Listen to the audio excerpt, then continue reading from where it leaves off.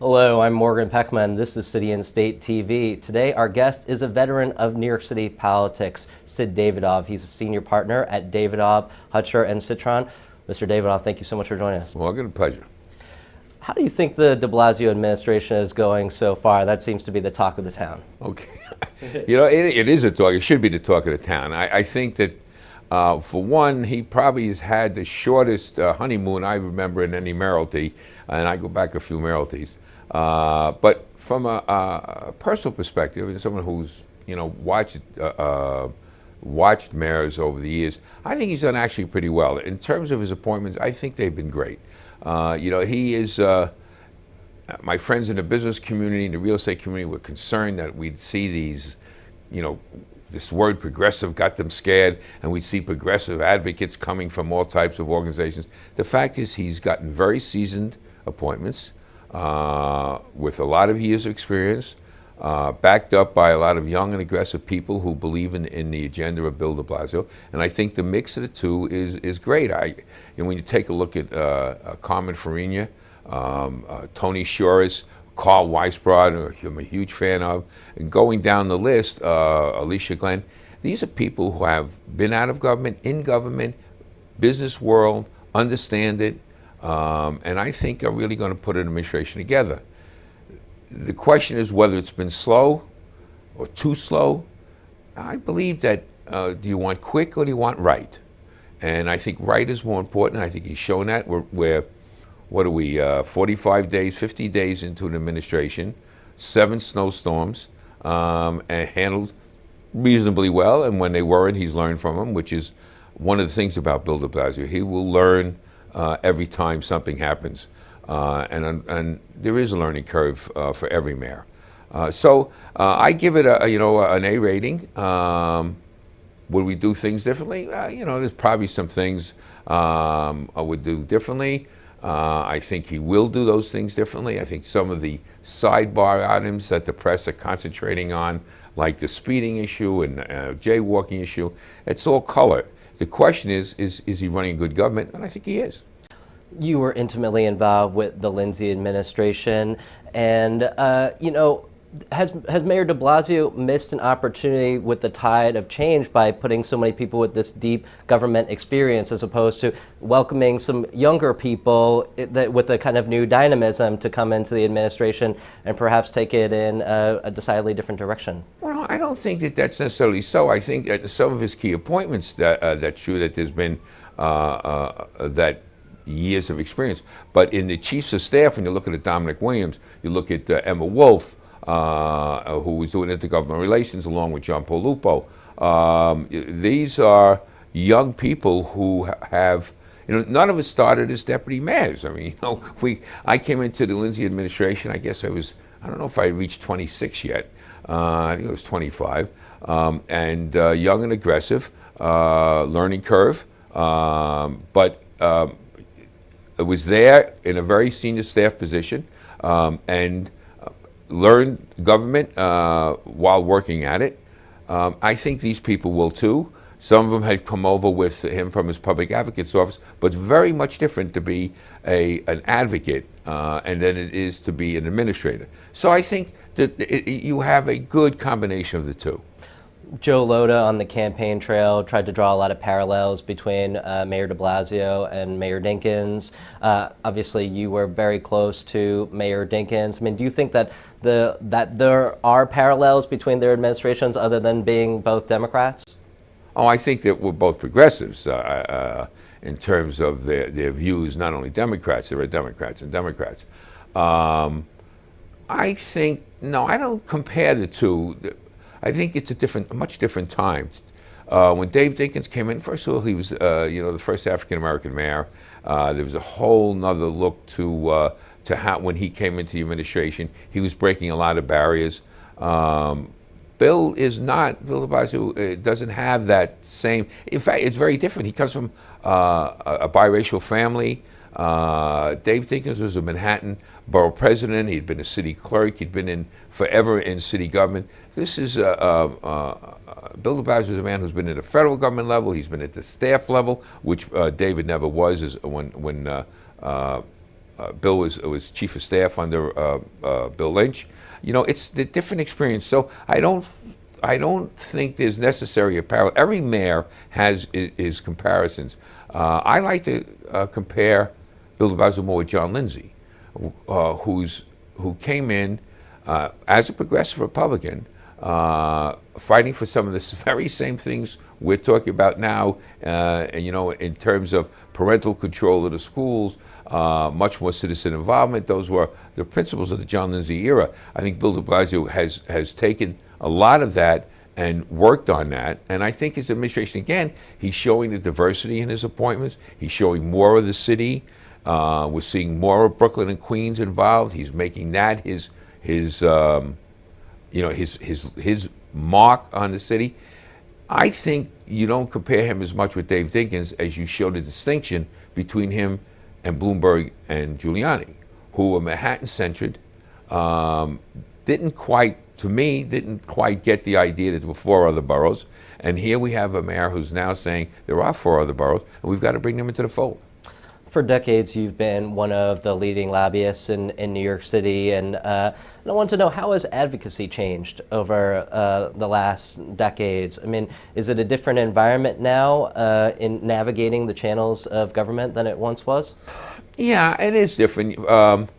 It's a transparency, which was right and coming and should have come, is clearly there. That wasn't in the early days. We now have to file. I mean, even campaign finance has changed greatly. So someone like me cannot contribute in the same way we could before. People doing business with the city, not only lobbyists can't. I know you're well aware of that. So that's changed a lot. But also the fact that we report everything. There are no meetings that we have or a client that we represent that isn't now a matter of public record. So that's much different, and I think that's good. It's healthy for us because the public should know what we're doing. It's not that we're doing it any differently, it's that people understand it more. Now, once again, you become under that kind of spotlight. They question, well, what are you saying in those meetings? I mean, we can't have everybody attending every meeting.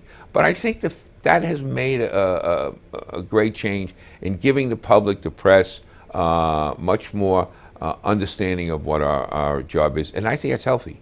You talk about that increased transparency, and you had a front row seat for the fall of Donald Mannis and the Parking Violations Bureau scandal.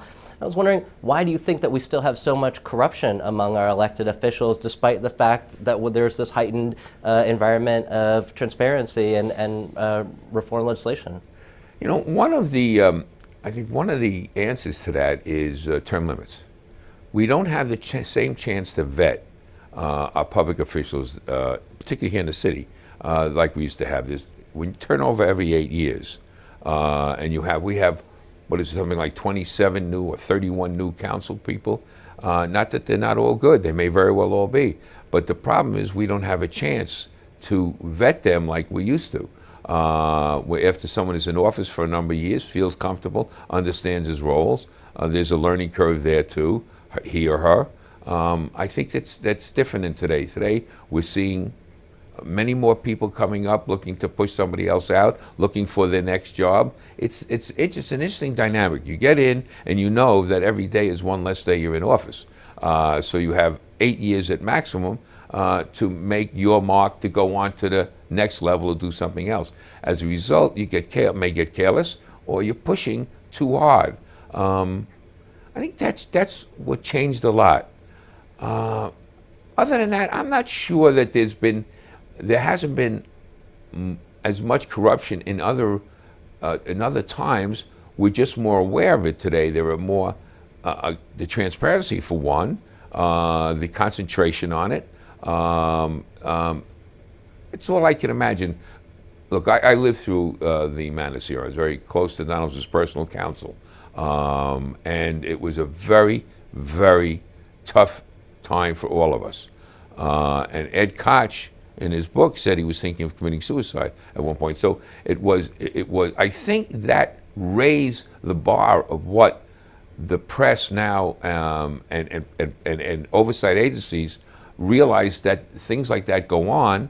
and they're much more aware of it. And that may be part of the process, is that they're more aware, and therefore more of this is coming out, which is good. It is a good thing that we try to find where there's a dirty politician or a dirty public official. I can't imagine anything worse than someone taking on public trust and misusing it. The city council is now talking about reforming its rules, changing the way the dynamic is between the speaker and the members. What do you think are about that idea of those reforms, and what kind of reforms would you like to see instituted in city government's makeup? I think that there are some reforms that need to be done. I think the question is, how do reforms get done? We have organizations throughout the city, particularly in the poor areas of the city, that cannot survive without the member items that have become available to them. We represented a senior citizens home in organization in Far Rockaway. They were looking for several $1,000s for buses to take the senior citizens to some things that they could not get to otherwise, enhance their quality of life. If they had to compete for that money against the large philanthropic or the large not-for-profits like the Cancer Society or Salvation Army or whatever it may be, they couldn't compete. If the departments had to decide, which has been suggested that they let the city departments decide where the money should go, it would be unfair to them. So a city councilman gets elected to represent a local area and fight for the local constituents. This is a very important part of that fight. I think that there should be some reform so we can make sure that the individual giving out the money, the council person giving out the money, can't pocket the money or give it to an organization that doesn't exist. Whatever may have been the failings in the past, there should be a vetting of the organizations, but it should continue that they're able to give it to the local organizations. And the question of how much, it should not be used as a club by the speaker or the leadership to determine whether you're with her or him or against her or him as to whether you get funding that year for your constituents. We should figure out a way that it's much more evenly split up, not necessarily even the same for every district, because the needs of the East New York's much different than the needs of the East Side of Manhattan. So the reform is good, but we shouldn't throw the baby out with the bathwater here. One of the other consequences of term limits is a loss of institutional memory in government. And given your decades of experience and knowledge of government, what do you think what are the lessons that you find yourself frustrated that haven't been inculcated by our leaders? I mean, are there mistakes that you see made time and again that you wish that we could benefit from the lessons of history? Yeah, I have a couple thoughts on term limits because, again, I think I mentioned this, that term limits has caused a different dynamic. If someone knows that they have 8 years on the job, and that every day they're in the job, they have one less day towards that 8 years, they're looking for the next step, rightfully so, human nature, but it possibly become more or less responsible. You're looking for the headline before you even have a chance to learn your role. You're looking to make your mark so that you can go on to the next step. It makes it much more difficult. So I'm not a fan of term limits.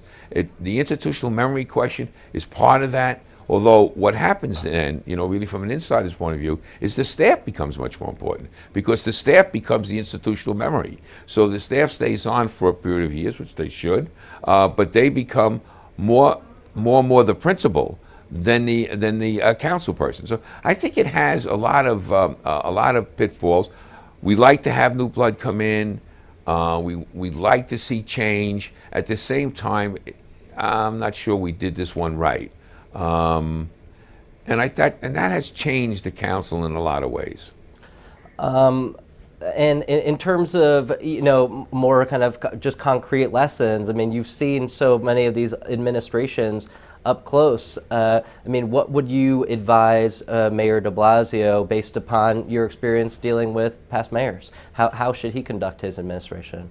Well, I kind of like the way he's been conducting it.